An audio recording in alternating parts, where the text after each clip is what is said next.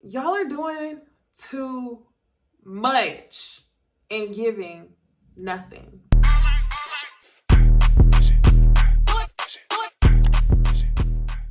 Hey y'all, it's NeceyDixon. Welcome back to my YouTube channel. If you are new here, welcome. Go ahead and hit the subscribe button so you don't miss another video. And if you're already subscribed, go ahead and hit the notification bell so that way you're alerted every time I drop a new video, y'all. We are reviewing on this channel Real Housewives of Atlanta, Real Housewives of Potomac, and Real Housewives of Salt Lake City. So I'm sure y'all don't want to miss anything. Let's go ahead and get into Real Housewives of Atlanta season 13. I think this is episode 3. All right, y'all. So this episode was boring as fuck. Like, y'all, this casting is just so odd. It's so discoordinated. Like, and I know y'all are going to say it's because of COVID. But honestly, if all these ladies were together in a room, it would still be odd. You got Drew, LaToya, and Fallon. Why are we bringing on so many new girls at once? I don't get it. Drew, I like. LaToya, you get on my nerves. Fallon, I don't know. She's cool, I guess. I really don't know.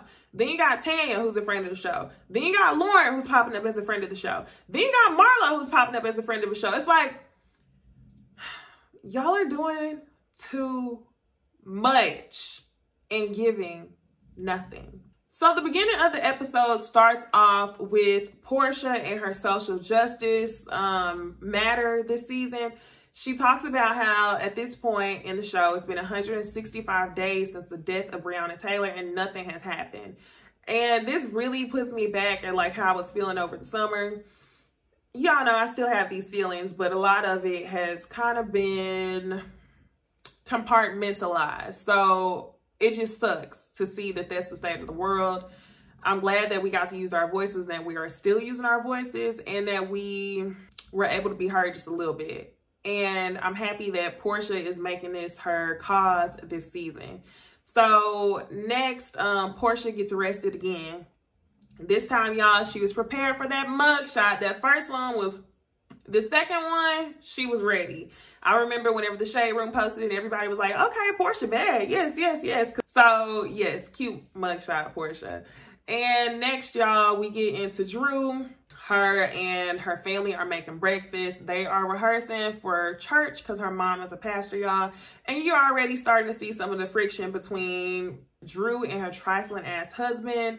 Drew's making pancakes and she's trying to decide, like, do I let both of the kids sit up on the little cedar thing or just one of them? No, only one of them. And then Ralph comes over and basically goes against what she says. So there's already some discoordination there. Like, can you let her parent? I get it. Let her parent. You cannot disagree in front of the children like that, making it seem like you basically belittled Drew's decision as a parent. Like, nah, do this. So anyway, next, they're getting ready to rehearse for church, and Drew's mom makes it her point to shade her son-in-law, basically saying something about he never listens. He always wants people to agree with him, and her husband is feeling some type of way, like, no, you can't tell me about myself, and Drew is basically telling him you need to listen. So, oh my gosh, y'all, this shit was boring. So yes, that was that. You see some friction between Drew and her husband. Not only that, you see friction between Drew, her husband, and her mother. All right, y'all. So the next annoying ass scene we get is LaToya and Kenya and this fake high school ass relationship. They remind me of like when I was in high school, you know, we would go on effing fall break. Fall break be like 1 week.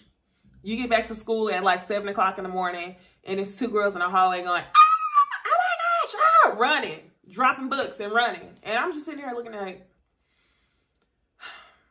y'all are doing the most. Y'all are annoying. So yes, they come over. Kenya in her confessional is talking about how much she loves LaToya, how similar they are, how shady she is, and that they're on the fast track to a good friendship. So Kenya makes it her business to ask LaToya if she has any beef with Drew, especially after LaToya made that comment about Drew having a pet on her head. And LaToya says, no, she just don't like wigs, yada, yada. It was a pet on her head. I'm going to call it like it is. Okay, sure. Shaking tables. Let's see if you remember. Let's see if you're really bad about it or if you're another Eva. You know how you like to be shady, and then whenever you get addressed in front of the entire group, suddenly it's not that serious, or suddenly you forget what you said. So we'll see, LaToya. And then they start talking about dating websites. They ask each other, like, what are you planning on doing? LaToya says her and her husband have an understanding. They're not on the same page right now, so she's about to get on dating websites. And then she asks Kenya, what do you plan to do? Kenya says she plans to move forward with the divorce. That was a lie. As of today, 2020, she's still with her husband. I'm not for people breaking up a happy home, but when that home ain't happy, do what you got to do. So Kenya starts taking pictures to get on this dating website. And yeah, that's pretty much it. That's all we get of LaToya this episode. So next, y'all, we finally get a scene with Porsha. Porsha Luther King has taken a break. We get a scene with Porsha. She and her sister are going to go pick up Tanya so they can go hang out with their new friend, Fallon.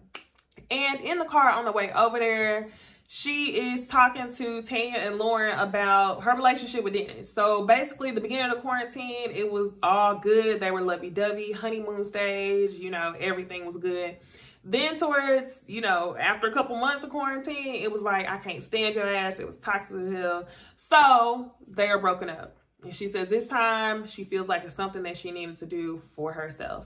So then she explains to the ladies how Fallon fits into this story, which is part of the reason why on Twitter, if y'all don't see me tweet during the show, go ahead and follow me on Twitter at NeceyDixon. I said this casting is so odd. I feel like Bravo scrambled, calling all over Atlanta, trying to get some ladies. They probably was like, okay, neneleakes salary was however many million. Let's go ahead and break this into 3 girls. Let's bring 3 whole new girls on the show. More personalities. Is going to be better than ever. No, it's too much. It's chaotic. It's not seamless. It makes no sense. These scenes are odd as fuck. So anyway, she explains how she knows Fallon, and it sounds like her husband owns a restaurant that she likes to go to, and they hit it off.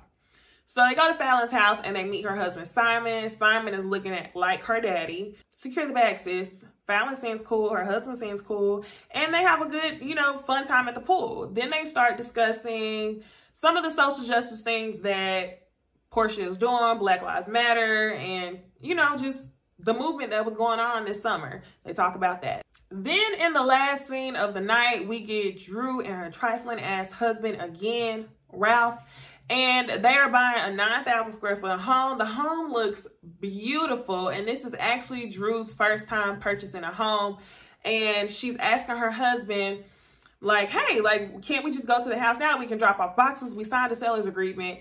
And even I knew that's not the full process. So he basically blows her off, tells her, no, we got to go through closing. We got to go through this. We got to go through that. Like, then we got to get my attorney involved. She has an issue with him saying my. And rightfully so, because he tries to downplay the situation as if he doesn't want her involved in anything. So she's like, well, can I even say the house is mine? Because what if it don't come through? Like, we gonna move all these boxes and have nowhere to go. And he says to her, well, do you think I would do that to my family? And she says, no, I don't think you would. And I'm sitting there like, he might. He left y'all for 3 days and didn't tell y'all where he was going, so he might. So they start getting into an argument about that. She says in her confessional that she basically signed up to be in a partnership. And with Ralph, she doesn't feel like she has a partnership. Ralph flat out told her, you're in charge of moving boxes. I'm in charge of the business part. You get in your hands to some stuff that you don't have business getting in. And Ralph is looking crazy, Drew. He is looking like a mental finesser. He's looking like a fuck boy. He's looking like a dictator. And this is the second episode that we get of Drew and Ralph, and I'm already tired. I don't want to see this. We done seen enough of Kenya and Mark, and the stuff is just like so hard to watch on TV. It's annoying. It's like, I don't like seeing stuff like that. So I don't want to see it with Drew and Ralph. It was enough with Kenya and Mark. Like, I think I'm good on that. So Real Housewives of Atlanta episode 3 was boring as hell. So we'll see what we got to look forward to. Y'all comment below. Am I just tired? Am I just being dramatic, y'all?